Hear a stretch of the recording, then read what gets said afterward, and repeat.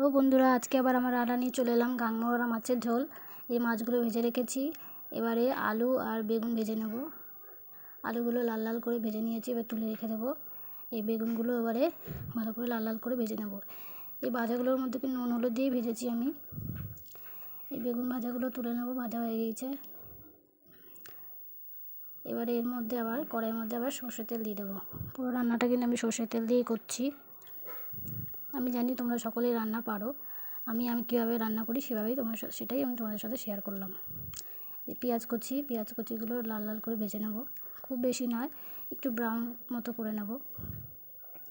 এই যে এখানে আদা, পেঁয়াজ, রসুন, কাঁচা লঙ্কা পেস্ট করে রেখেছি। এই পেস্টটা ওর মধ্যে দিয়ে দেবো।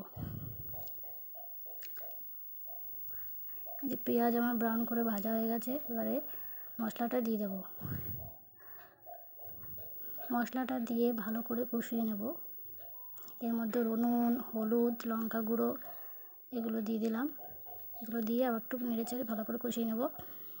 তারপর আবার এর মধ্যে আমি জিরে গুঁড়ো দেব, সামান্য, বেশি নয়, একদম সামান্য জিরে গুঁড়ো। ভালো করে কষাচ্ছি। কষানো হয়ে গেলে এর মধ্যে আমি এই ভাজা যে আলু আর বেগুন ভেজে রেখেছিলাম সেইটা এর মধ্যে আবার দিয়ে দেবো। এই দেখো আমার কিন্তু মশলা পুরো কষানো হয়ে গিয়েছে। এর মধ্যে আমি আলু বেগুনগুলো দিয়ে দেবো।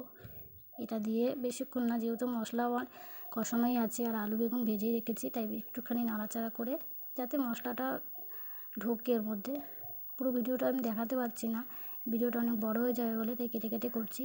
কষিয়ে জল ঢেলে দিলাম, পরিমাণ মতো জল দেবে, যেহেতু আমি এটা বেশি ঝোল করব না, একটু মাখা মাখা করবো। এই জল ফুটে এসেছে, আলু আমার সিদ্ধ হয়ে গিয়েছে। এবার এর মধ্যে মাছগুলো ঢেলে দেবো, ভেজে রেখে মাছটাকে ঢেলে দেবো। সব মাছ কিন্তু আমি দিইনি, এখানে 400 গ্রাম মতো মাছ ছিল। কিছুটা মাছ আমি তুলে রেখেছি, যেহেতু আমার ঘরে ছেলে, আমার বরমশাই এরা ভাজা মাছ খেতে ভালোবাসে।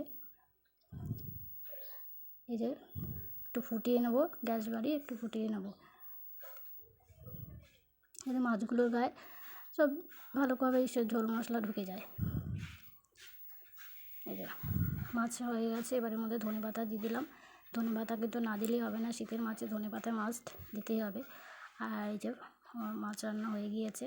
আমি কিন্তু এই রান্নাটায় টমেটো দিইনি, যেহেতু আমি টমেটো খাই না। এই যে ফাইনাল লুক কেমন হয়েছে জানিও। আশা করছি তোমাদের ভালোই লেগেছে।